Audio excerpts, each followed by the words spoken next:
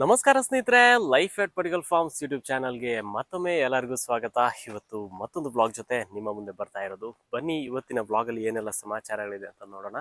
ಹಾಗೆಯೇ ಅದಕ್ಕಿಂತ ಮುಂಚೆ ಇವಾಗ ಸ್ವಲ್ಪ ತರಕಾರಿಯನ್ನು ಹಾರ್ವೆಸ್ಟ್ ಮಾಡೋ ಕೆಲಸ ಇದೆ, ಆ ಕಡೆ ಹೋಗೋಣ. ಅದಾದಮೇಲೆ ಬೇರೆ ಎಲ್ಲ ಕೆಲಸಗಳಲ್ಲಿ ಕಂಟಿನ್ಯೂ ಆಗಬೇಕು. ಹಾಗೆಯೇ ಕೆಲವೊಂದು ನರ್ಸರಿ ಕೆಲಸಗಳೆಲ್ಲ ಆಲ್ರೆಡಿ ಕಂಪ್ಲೀಟ್ ಆಯಿತು. ನಾನು ಬ್ಲಾಗನ್ನು ಆವಾಗ ಶುರು ಮಾಡಿಲ್ಲ. ಸೊ ಹಾಗೆಯೇ ಹಿಪ್ಪಲಿ ಗಿಡಗಳನ್ನೆಲ್ಲ ಪ್ಲಾಂಟ್ ಮಾಡೋ ಕೆಲಸವನ್ನು ಇವಾಗ ಮಾಡ್ತಾ ಇದ್ವಿ. ಅಂದರೆ ಮುಂದಿನ ರೈನಿ ಸೀಸನ್ಗೆ ಆಗುವಾಗ ಗ್ರಾಫ್ಟ್ ಮಾಡೋದಕ್ಕೆ ಗಿಡಗಳು ಬೇಕಲ್ವಾ, ಅದಕ್ಕೋಸ್ಕರ ಇವಾಗ ತಯಾರಿಯನ್ನು ಮಾಡ್ಕೋತಾ ಇರೋದು. ಸೊ ಬನ್ನಿ ಬ್ಲಾಗನ್ನು ಕಂಟಿನ್ಯೂ ಮಾಡ್ತಾ ಹೋಗೋಣ. ಇನ್ನು ನಮ್ಮ ಚಾನಲ್ನ ಮೊದಲನೇದಾಗಿ ನೋಡ್ತಾ ಇದ್ರೆ ತಪ್ಪದೆ ಚಾನಲ್ನ ಸಬ್ಸ್ಕ್ರೈಬ್ ಮಾಡ್ಕೊಳ್ಳಿ. ವಿಡಿಯೋ ಇಷ್ಟ ಆದರೆ ಲೈಕ್ ಮಾಡೋದನ್ನು ಕೂಡ ಮರಿಬೇಡಿ. ಸೊ ಬನ್ನಿ, ಇವಾಗ PVC ಪೋಲ್ಗಳನ್ನು ಹಾಕೋ ಕೆಲಸ ಕಂಪ್ಲೀಟ್ ಆಗಿದೆ. ಇಲ್ಲಿ ಬ್ಯಾಕ್ಗ್ರೌಂಡಲ್ಲಿ ಕಾಣ್ಬೋದು.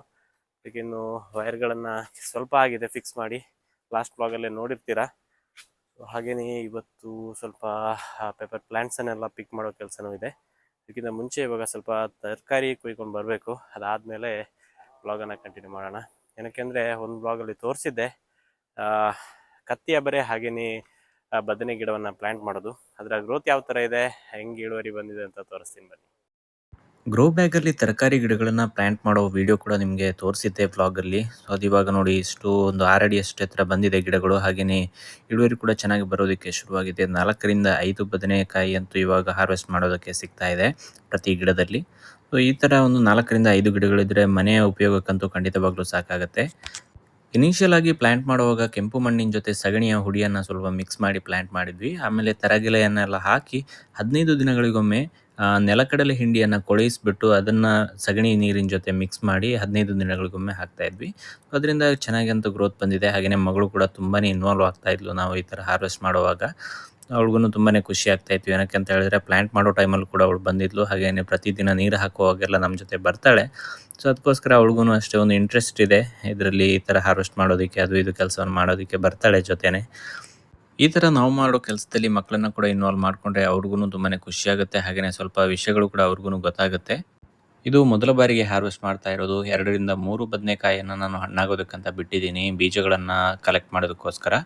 ಅದಕ್ಕೋಸ್ಕರ ಉಳಿದಿರೋದನ್ನೆಲ್ಲ ಇಲ್ಲಿ ಕೊಯ್ದು ತಗೊಂಡು ಹೋಗ್ತಾ ಇದ್ದೀನಿ ಮನೆಗಳಿಗೆ. ಹಾಗೆಯೇ ಇನ್ನೊಂದು ತರಕಾರಿ ನಾವು ಬೆಳೆದಿರೋದು ಅಂತ ಹೇಳಿದ್ರೆ, ನಮ್ಮ ಸಂಪೂರ್ಣ ಸಹಜ ಕೃಷಿ ಯೂಟ್ಯೂಬ್ ಚಾನಲ್ನ ಶಿವಪ್ರಸಾದ್ ಮಲೆಬೆಟ್ಟು ಅವರು ನಮ್ಮ ಮನೆಗೆ ಬಂದಿದ್ದಾಗ ಕತ್ತಿ ಅಬರೆಯ 3 ಬೀಜವನ್ನು ಕೊಟ್ಟಿದ್ದರು. ಸೊ ಅದು ಚೆನ್ನಾಗಿ ಮೊಳಕೆ ಬಂದು ಗಿಡ ಆಗಿತ್ತು. ಅದನ್ನು ಪ್ಲ್ಯಾಂಟ್ ಮಾಡಿದ್ವಿ. ಅದರಲ್ಲಿ ಇವಾಗ ನೋಡಿ ಇಳುವರಿ ಬರೋದಕ್ಕೂ ಕೂಡ ಶುರುವಾಗಿದೆ. ಇದರ ಪಲ್ಯ ಎಲ್ಲ ಮಾಡಿದ್ರೆ ತುಂಬಾ ಚೆನ್ನಾಗಿರುತ್ತೆ. ಹಾಗೆಯೇ ಸಾಂಬಾರು ಕೂಡ ಮಾಡೋದಕ್ಕಾಗುತ್ತೆ. ಇದು ನೋಡೋದಕ್ಕೆ ಸ್ವಲ್ಪ ಕತ್ತಿ ಆಕಾರದಲ್ಲಿರುತ್ತೆ. ಅದಕ್ಕೋಸ್ಕರ ಕತ್ತಿಯ ಬರೆ ಅಂತ ಹೇಳ್ತೀವಿ. ಲೆಂತ್ ಕೂಡ ಹಾಗೇನೆ ಒಂದು ಅರ್ಧ ಮುಕ್ಕಾಲು ಫೀಟ್ ಹತ್ರ ಇರುತ್ತೆ. ನೋಡೋದಕ್ಕೆ ಗ್ರೀನ್ ಆಗಿ ಈ ಥರ ಇರುತ್ತೆ ನೋಡಿ. ಸ್ವಲ್ಪ ಎಳೆದಾಗಿರುವಾಗ ಸ್ವಲ್ಪ ಫ್ಲೆಕ್ಸಿಬಲ್ ಇರುತ್ತೆ. ಅದನ್ನು ನೋಡಿಕೊಂಡು ಕೊಯ್ಬೇಕು. ಜಾಸ್ತಿಯಾಗಿ ಬೆಳೆದ್ರೆ ಪದಾರ್ಥ ಮಾಡೋದಕ್ಕೆ ಅಷ್ಟೊಂದು ಚೆನ್ನಾಗಿರಲ್ಲ. ನೋಡಿ ಇವಾಗ ಹಾರ್ವೆಸ್ಟ್ ಮಾಡಿರೋ ಬದನೆ ಹಾಗೆಯೇ ಕತ್ತಿಯ ಬರೆಯನ್ನು ನೋಡ್ತಾ ಇದ್ದೀರಾ. ಇನ್ನೊಂದು ಗುಳ್ಳ ಬದನೆ ಗಿಡಗಳಲ್ಲಿ ಸ್ವಲ್ಪ ಕೀಟಬಾಧೆ ಇತ್ತು ಅಂತ ನಾನು ಹಳೆ ಬ್ಲಾಗಲ್ಲಿ ಮೆನ್ಷನ್ ಮಾಡಿದ್ದೆ. ಅದಕ್ಕೆ ಕಹಿಬೇವಿನ ಎಣ್ಣೆಯನ್ನು ಮಧ್ಯಾಹ್ನದ ಹೊತ್ತಲ್ಲಿ ಸೋಪ್ ವಾಟರ್ ಜೊತೆ ಮಿಕ್ಸ್ ಮಾಡಿ ಸ್ಪ್ರೇ ಮಾಡಿರೋದು ತುಂಬಾ ಎಫೆಕ್ಟಿವ್ ಆಗಿದೆ. ಅದಕ್ಕೋಸ್ಕರ ಅದರ ನಂತರದಲ್ಲಿ ತುಂಬಾ ಚೆನ್ನಾಗಿ ಚಿಗುರುಗಳು ಬಂದು ಕಾಯಿಗಳು ಹಿಡಿಯೋದಕ್ಕೆ ಶುರುವಾಗಿದೆ. ನೋಡಿ ಇಲ್ಲಿ ಎಳೆದಾಗಿರೋ ಬದನೆಕಾಯಿ ಎಲ್ಲ ಕಾಣಿಸ್ತಾ ಇದೆ ನಿಮಗೆ. ಸೊ ಇದು ಸ್ಪ್ರೇ ಮಾಡಿದ್ಮೇಲೆ ಹೊಸದಾಗಿ ಬಂದಿರೋ ಚಿಗುರಲ್ಲಿ ಆಗಿರೋದು. ಅದಕ್ಕಿಂತ ಮುಂಚೆ ತುಂಬಾ ಇಳುವರಿ ಅಂದರೆ ಎಫೆಕ್ಟ್ ಆಗಿತ್ತು. ಅಷ್ಟೊಂದು ಹೂಗಳು ಬಿಟ್ಟರೂ ಕೂಡ ಅದು ನಿಲ್ತಾ ಇರಲಿಲ್ಲ. ಎಲೆಗಳು ಕೂಡ ಬಿದ್ದೋಗ್ತಾ ಇತ್ತು. ಇವಾಗ ಸ್ವಲ್ಪ ಎವರೇಜ್ ಆಗಿ ಬಂದಿದೆ ಗಿಡಗಳು. ಏನಕ್ಕೆ ಅಂತ ಹೇಳಿದ್ರೆ ಅಷ್ಟೊಂದು ಸತ್ತೋಗೋ ಸ್ಟೇಜಿಂದ ರಿಕವರ್ ಆಗಿದೆ. ತರಕಾರಿ ಹಾರ್ವೆಸ್ಟ್ ಮಾಡ್ಕೊಂಡು ಬಂದೆ. ಇನ್ನು ಈ ಗಿಡಗಳಿಗೆಲ್ಲ ನೀರು ಹಾಕೋ ಕೆಲಸ ಆಗಬೇಕು. ಇವಾಗ ಬಿಸಿಲಿರೋದ್ರಿಂದ 11 ಗಂಟೆಗಿಂತ ಮುಂಚೆ ನೀರು ಹಾಕಿಲ್ಲ ಅಂದರೆ ಬಾಡೋದಕ್ಕೆ ಶುರು ಆಗುತ್ತೆ. ಅದಕ್ಕೋಸ್ಕರ ಹಾಗೆಯೇ ಇಲ್ಲಿ 3 ಹಾಗೆಯೇ 4ನೇ ಕೊಯ್ಲು ಜೊತೆಗೇನೆ ಮಾಡಿರೋದು. ಅಡಿಕೆ ಇಲ್ಲಿದೆ ನೋಡಬೇಕು. ಹಾಗೆಯೇ ಗಿಡಗಳನ್ನು ಕೂಡ ಇಲ್ಲಿ ಸ್ವಲ್ಪ ಶಿಫ್ಟ್ ಮಾಡಿದ್ದೀವಿ. ನೋಡಿ ನರ್ಸರಿ ಸ್ವಲ್ಪ ಶೇಡಲ್ಲಿತ್ತು ಗಿಡಗಳು. ಈಗ ಸಡನ್ನಾಗಿ ಬಿಸಿಲಿಗೆ ಬಂದಿರೋದ್ರಿಂದ ಸನ್ಬರ್ನ್ ಆಗಿರೋ ಥರ ಪ್ಯಾಚಸ್ ಬಿದ್ದಿದೆ ಕೆಲವೊಂದು ಎಲೆಗಳಲ್ಲಿ. ಏನು ಮಾಡೋದಕ್ಕಾಗಲ್ಲ, ರಿಕವರ್ ಆಗುತ್ತೆ. ಏನೇ ನೋಡಿ ಅಲ್ಲೊಂದು ಅಪರೂಪದ ಹೂ ಸೂರ್ಯಕಾಂತಿ. ನನಗೆ ಆನ್ಲೈನಲ್ಲಿ ಹೂಗಳ ಸೀಡ್ಸನ್ನೆಲ್ಲ ತರಿಸಿದ್ವಿ. ಅದರಲ್ಲಿ ಸೂರ್ಯಕಾಂತಿದು ಇತ್ತು. ಸೊ ಅದನ್ನು ಹಾಕಿರೋದು ಚೆನ್ನಾಗಿ ಬಂದಿದೆ ಮಾತ್ರ. ಬನ್ನಿ ನಾನು ಬ್ಲಾಗನ್ನು ಕಂಟಿನ್ಯೂ ಮಾಡ್ತೀನಿ ಆಮೇಲೆ ಬೇರೆ ಕೆಲಸದಲ್ಲಿ ತೊಡಗಿಸ್ಕೊಂಡಾಗ. ಇನ್ಸ್ಟಾಲ್ ಮಾಡಿರೋ PVC ಪೈಪ್ಗಳಿಗೆ ನೀರಿನ ವ್ಯವಸ್ಥೆ ಮಾಡಾಗಿತ್ತು. ಅದಕ್ಕೋಸ್ಕರ ಇವಾಗ ಇಲ್ಲಿ ಕಾಳುಮೆಣಸಿನ ಗಿಡಗಳನ್ನು ಪ್ಲಾಂಟ್ ಮಾಡ್ತಾ ಇದ್ದೀವಿ. ಹೆಚ್ಚಾಗಿರೋ ಎಲ್ಲ ಗಿಡಗಳು ಕೂಡ ಗ್ರಾಫ್ಟೆಡೆ, ಅಂದರೆ ಟಾಪ್ ಶೂಟನ್ನು ಗ್ರಾಫ್ಟ್ ಮಾಡಿರೋದು. ಅದಕ್ಕೋಸ್ಕರ ಕಾಳುಮೆಣಸಿನ ಕೊಯ್ಲಿನ ಟೈಮಲ್ಲಿ ಜಾಸ್ತಿಯಾಗಿ ಟಾಪ್ ಶೂಟ್ಗಳು ಸಿಗುತ್ತೆ. ಕೆಲವೊಂದು ಬಾರಿ ಹಗ್ಗ ಕಟ್ಟೋವಾಗೆಲ್ಲ ಕಟ್ಟಾಗಿಬಿಡುತ್ತೆ. ಅಂಥ ಕಟ್ಟಿಂಗ್ಸ್‌ಗಳನ್ನೆಲ್ಲ ತಗೊಂಬಂದು ಗ್ರಾಫ್ಟ್ ಮಾಡಿರೋ ಗಿಡಗಳೆಲ್ಲ ಇತ್ತು. ಹಾಗೇನೇ ಕಳೆದ ವರ್ಷ ಮಳೆಗಾಲದಲ್ಲಿ ಡೈರೆಕ್ಟಾಗಿ ತೊಟ್ಟೆ ಗಿಡಗಳಿಗೆ ಹಾಕಿರೋದು ಕೆಲವೊಂದು ಟಾಪ್ ಶೂಟ್‌ಗಳು ಇವಾಗ ಚಿಗುರ್ಕೊಳ್ಳೋದಕ್ಕೆ ಶುರುವಾಗಿತ್ತು. ಸೊ ಅದನ್ನು ಕೂಡ ಪ್ಲಾಂಟ್ ಮಾಡ್ತಾ ಇದ್ವಿ. ಅಂತೂ ಇದ್ದಿರೋ ಎಲ್ಲ PVC ಪೈಪ್‌ಗಳಲ್ಲಿ ಹೆಚ್ಚಿನ ಪೈಪ್‌ಗಳಿಗೆ ನಾನು ಟಾಪ್ ಶೂಟನ್ನು ಪ್ಲಾಂಟ್ ಮಾಡಬೇಕು ಅಂತ ಅಂದ್ಕೊಂಡಿದ್ದೆ. ಸೊ ಅದೇ ಥರ ಇವಾಗ ಮಾಡ್ತಾ ಇರೋದು. ನೋಡಿ 1, 2 ಎಲೆ ಬರೋದಕ್ಕೆ ಶುರುವಾಗಿದೆ ಇವಾಗ. ಅದಕ್ಕೆ ಚೆನ್ನಾಗಿ ಗಿಡಗಳನ್ನು ಸೆಲೆಕ್ಟ್ ಮಾಡಿ ಪ್ಲಾಂಟ್ ಮಾಡ್ತಾ ಇರೋದು. ಹಾಗೆಯೇ ನೆರಳಿನ ವ್ಯವಸ್ಥೆ ಕೂಡ ಮಾಡಬೇಕಾಗುತ್ತೆ. ಸೊ ಅಡಿಕೆ ಸೋಗೆಯನ್ನು ನೆರಳು ಕೂಡ ಮಾಡ್ತಾ ಇದ್ವಿ ಪ್ಲಾಂಟ್ ಮಾಡಿದ್ಮೇಲೆ. ಹಾಗೆಯೇ ಇನ್ನೊಂದು ಇಂಪಾರ್ಟೆಂಟ್ ಕೆಲಸ ಇದ್ದಿರೋದು ಅಂತ ಹೇಳಿದ್ರೆ, ಈ ವರ್ಷ ಮೊದಲ ಬಾರಿಗೆ ಏಪ್ರಿಲ್ ಹಾಗೆಯೇ ಮೇ ತಿಂಗಳಲ್ಲಿ ಕಾಳುಮೆಣಸಿನ ಬಳ್ಳಿಗಳಿಗೆ ಫಾಲಿಯರ್ ಸ್ಪ್ರೇ ಮಾಡೋಣ ಅಂತ ಡಿಸೈಡ್ ಮಾಡಿದ್ದೀವಿ. ಹಲವಾರು ಕೃಷಿಕರು ಬೇರೆ ಬೇರೆ ಕಾಂಬಿನೇಷನ್ನ ಫರ್ಟಿಲೈಸರ್ಗಳನ್ನು ಮಿಕ್ಸ್ ಮಾಡಿ ಫಾಲಿಯರ್ ಸ್ಪ್ರೇಯನ್ನು ಮಾಡ್ತಾ ಇದ್ದಾರೆ. ನಾನಿವಾಗ ಸದ್ಯಕ್ಕೆ ಈ ಕಾಂಬಿನೇಷನ್ಗೆ ಸ್ಟಿಕ್ ಆನ್ ಆಗಿದ್ದೀನಿ. ನಾನಿಲ್ಲಿ 1 ಕೆಜಿ ಆಗುವಷ್ಟು ಮೋನೋ ಅಮೋನಿಯಂ ಫಾಸ್ಫೇಟ್ ಹಾಗೆಯೇ ಅರ್ಧ ಕೆಜಿ ಆಗುವಷ್ಟು ಪೆಪ್ಪರ್ ಸ್ಪೆಷಲ್ ಅನ್ನೋ ಒಂದು ಮೈಕ್ರೋ ನ್ಯೂಟ್ರಿಯೆಂಟ್ ಮಿಕ್ಸರನ್ನು ಕೂಡ ಇಲ್ಲಿ ಆ್ಯಡ್ ಮಾಡ್ತಾ ಇದ್ದೀನಿ.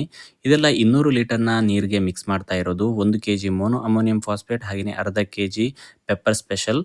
ಇದ್ರ ಜೊತೆ 200 ml ಆಗುವಷ್ಟು ಸೀವೀಡ್ ಎಕ್ಸ್ಟ್ರಾಕ್ಟನ್ನು ಕೂಡ ಆ್ಯಡ್ ಮಾಡ್ತಾ ಇದ್ದೀನಿ. ಇಫ್ಕೋ ಬ್ರ್ಯಾಂಡ್ನ ಸಾಗರಿಕಾ ಅನ್ನೋ ಒಂದು ಹೆಸರಿನ ಸೀವೀಡ್ ಎಕ್ಸ್ಟ್ರಾಕ್ಟನ್ನು ನಾನಿಲ್ಲಿ ಯೂಸ್ ಮಾಡ್ತಾ ಇರೋದು. ನೀವು ಇವಾಗ ಇಲ್ಲಿ ಸ್ಕ್ರೀನ್ ಮೇಲೆ ನೋಡ್ತಾ ಇದ್ದೀರಾ. ಇದನ್ನೆಲ್ಲ 200 ಲೀಟರ್ನಲ್ಲಿ ಮಿಕ್ಸ್ ಮಾಡಿ ಕಾಳುಮೆಣಸಿನ ಬಳ್ಳಿಗಳಿಗೆ ಸ್ಪ್ರೇಯನ್ನು ಮಾಡ್ತೀವಿ. ಇದರಿಂದ ಕಾಳುಮೆಣಸಿನ ಬಳ್ಳಿಗಳಲ್ಲಿ ಹೊಸ ಚಿಗುರುಗಳು ಬಂದು ಚೆನ್ನಾಗಿ ಇಳುವರಿ ಬರೋದಕ್ಕೆ ಹೆಲ್ಪ್ ಆಗುತ್ತೆ ಅಂತ ಬೇರೆ ಕೃಷಿಕರಿಂದ ನಾನು ತಿಳ್ಕೊಂಡಿರೋದು. ಅದಕ್ಕೋಸ್ಕರ ಏನಕ್ಕೆ ಅಂತ ಹೇಳಿದ್ರೆ, ಇದುವರೆಗೂ ಏಪ್ರಿಲ್ ಮೇನಲ್ಲಿ ಫಾಲಿಯರ್ ಸ್ಪ್ರೇ ಇದುವರೆಗೂ ಮಾಡಿಲ್ಲ. ಮೊದಲ ಬಾರಿಗೆ ಮಾಡ್ತಾ ಇರೋದು. ನೋಡೋಣ ಯಾವ ಥರ ಆಗುತ್ತೆ ಅಂತ. ಇಲ್ಲಿ ನಾನಿವಾಗ 200 ಲೀಟರ್ನ ಬ್ಯಾರಲ್ನಲ್ಲಿ ನೀರನ್ನೆಲ್ಲ ರೆಡಿ ಮಾಡಿ ಮಿಕ್ಸ್ ಮಾಡ್ತಾ ಇದ್ದೀನಿ. ಬೇರೆ ಬೇರೆ ಕೃಷಿಕರ ಹತ್ರ ಮಾತಾಡಿದಾಗ ಬೇರೆ ಬೇರೆ ಕಾಂಬಿನೇಷನ್ ಒಪಿನಿಯನ್ ಬಂತು. ಬಟ್ ನಾನಂತೂ ಫುಲ್ ಕನ್ಫ್ಯೂಸ್ ಆಗಿಬಿಟ್ಟೆ ಯಾವುದನ್ನು ಯೂಸ್ ಮಾಡೋಣ ಅಂತ. ಏನಕ್ಕೆ ಅಂದರೆ, ಒಬ್ಬೊಬ್ಬರ ಕೃಷಿ ಮಾಡೋ ಪದ್ಧತಿ ಬೇರೆ ಬೇರೆ ಇರುತ್ತೆ. ಅದಕ್ಕೋಸ್ಕರ ಒಂದು ಡಿಸೈಡ್ ಮಾಡಿಕೊಂಡು ಇದಕ್ಕೆ ಸ್ಟಿಕ್ ಆನ್ ಆದೆ. ನೋಡೋಣ ಈ ವರ್ಷ ಇದನ್ನು ಸ್ಪ್ರೇ ಮಾಡೋಣ. ಹಾಗೆಯೇ ನಮ್ಮ ತೋಟದ ಕೃಷಿಗೆ ನಾವೇ ಟ್ರೈ ಮಾಡಬೇಕಾಗುತ್ತೆ. ಏನಕ್ಕೆ ಅಂದರೆ, ಬೇರೆ ಕೃಷಿಕರು ಬೇರೆ ಥರನೇ ಮೆಥಡನ್ನು ಫಾಲೋ ಮಾಡ್ಬೋದು. ಅದಕ್ಕೋಸ್ಕರ ನಾವು ಈ ಥರ ಫಾಲೋ ಮಾಡಿ ಯಾವ ಥರ ರಿಸಲ್ಟ್ ಬರುತ್ತೆ ಅಂತ ನೆಕ್ಸ್ಟ್ ಇಯರ್ ನೋಡಿಕೊಂಡು ಆಮೇಲೆ ಫ್ಯೂಚರನ್ನು ಅದನ್ನು ಫಾಲೋ ಅಪ್ ಮಾಡ್ಬೋದು, ಅಥವಾ ಚೇಂಜಸ್ ಬೇಕಿದ್ರೆ ಚೇಂಜಸನ್ನು ಕೂಡ ಮಾಡ್ಕೋಬೋದು ಅಂತ ಡಿಸೈಡ್ ಮಾಡಿ ಇವಾಗ ಮೋನೋ ಅಮೋನಿಯಂ ಫಾಸ್ಫೇಟ್ ಹಾಗೆಯೇ ಪೆಪ್ಪರ್ ಸ್ಪೆಷಲ್ ಅದ್ರ ಜೊತೆ ಸೀವೀಡನ್ನು ಇಲ್ಲಿ ಮಿಕ್ಸ್ ಮಾಡಿ ಸ್ಪ್ರೇಯನ್ನು ಕೊಡೋದಕ್ಕೆ ತಯಾರಿಯನ್ನು ಮಾಡ್ಕೋತಾ ಇರೋದು. ಏಪ್ರಿಲ್ ಹಾಗೆಯೇ ಮೇ ತಿಂಗಳಲ್ಲಿ ಕಾಳುಮೆಣಸಿನ ಬಳ್ಳಿಗಳನ್ನು ನಾವು ಯಾವ ಥರ ಆರೈಕೆ ಮಾಡ್ತೀವಿ ಅದರ ಮೇಲೆ ಮುಂದಿನ ವರ್ಷದ ಇಳುವರಿ ಡಿಪೆಂಡ್ ಆಗುತ್ತೆ. ಏನಕ್ಕೆ ಅಂತ ಹೇಳಿದ್ರೆ, ಏಪ್ರಿಲ್ ಮೇ ತಿಂಗಳಲ್ಲಿ ಸರಿಯಾಗಿ ಗೊಬ್ಬರ ಹಾಗೆಯೇ ಪೋಷಕಾಂಶಗಳನ್ನು ಕಾಳುಮೆಣಸಿನ ಬಳ್ಳಿಗಳಿಗೆ ಕೊಟ್ಟಿಲ್ಲ ಅಂತಾದರೆ ಚೆನ್ನಾಗಿ ಚಿಗುರಲ್ಲ ಬಳ್ಳಿಗಳು. ಚೆನ್ನಾಗಿ ಚಿಗುರಿದ್ರೆ ಮಾತ್ರ ಅದರಲ್ಲಿ ಗರೆಗಳು ಬರುತ್ತಲ್ವ. ಅದಕ್ಕೋಸ್ಕರ ಚೆನ್ನಾಗಿ ಚಿಗುರೋ ಥರ ಮಾಡಬೇಕು. ಬಟ್ ಕಳೆದ ವರ್ಷ ಅಂತೂ ಮೇ ತಿಂಗಳಲ್ಲೇ ಮಳೆ ಶುರುವಾಗಿರೋದ್ರಿಂದ ಇಳುವರಿ ತುಂಬಾ ಕಡಿಮೆ ಇತ್ತು. ಏನಕ್ಕೆ ಅಂತ ಹೇಳಿದ್ರೆ, ಚೆನ್ನಾಗಿ ಬಿಸಿಲು ಇಲ್ಲದೆ ಇರೋದ್ರಿಂದ ಅಷ್ಟೊಂದು ಚಿಗುರುಗಳು ಕೂಡ ಬಂದಿರಲಿಲ್ಲ. ಬೇಗನೆ ಮಳೆ ಕೂಡ ಶುರುವಾಗಿತ್ತು. ಅದಕ್ಕೋಸ್ಕರ ನಾನು ಈ ವರ್ಷ ತುಂಬಾ ಕೇರ್ಫುಲ್ಲಾಗಿ ಮಾನಿಟರ್ ಮಾಡ್ತಾ ಇದ್ದೆ. ಏನಕ್ಕೆ ಅಂದರೆ, ವೀಕ್ಲಿ ನಾವು ಡ್ರಿಪ್ ಸಹಾಯದಿಂದ ಫರ್ಟಿಲೈಸರನ್ನು ಕೂಡ ಕೊಡ್ತಾ ಇದ್ವಿ. ಹಾಗೆಯೇ ಇವಾಗ ಏಪ್ರಿಲ್ ಮೇ ತಿಂಗಳಲ್ಲಿ ಫಾಲಿಯರ್ ಸ್ಪ್ರೇಯನ್ನು ಕೊಡೋದಕ್ಕೂ ಕೂಡ ಡಿಸೈಡ್ ಮಾಡಿದ್ದೀವಿ. ನೋಡೋಣ, ಇದರ ಬಗ್ಗೆ ಹೆಚ್ಚಿನ ಮಾಹಿತಿಯನ್ನು ಮುಂದಿನ ದಿನಗಳಲ್ಲಿ ವ್ಲಾಗಲ್ಲಿ ಖಂಡಿತವಾಗ್ಲೂ ತಿಳಿಸ್ತೀನಿ. ಅದಕ್ಕೋಸ್ಕರ ನೀವು ಚಾನಲ್ನ ತಪ್ಪದೆ ಸಬ್ಸ್ಕ್ರೈಬ್ ಮಾಡ್ಕೊಳ್ಳಿ, ವೀಡಿಯೋಸನ್ನು ನೋಡಿ ಫಾಲೋ ಅಪ್ ಮಾಡಿ. ಆವಾಗ ಒಂದಲ್ಲ ಒಂದು ವೀಡಿಯೋದಲ್ಲಿ ನಿಮಗೆ ಅದರ ಬಗ್ಗೆ ಮಾಹಿತಿ ಸಿಗುತ್ತೆ. ಅಂದರೆ ಇವಾಗ ಫಾಲಿಯರ್ ಸ್ಪ್ರೇ ಮಾಡಿರೋದ್ರ ಬಗ್ಗೆ ಹೆಚ್ಚಿನ ಮಾಹಿತಿಯನ್ನು ನಾನು ಫ್ಯೂಚರಲ್ಲಿ ಖಂಡಿತವಾಗ್ಲೂ ತಿಳಿಸ್ತೀನಿ.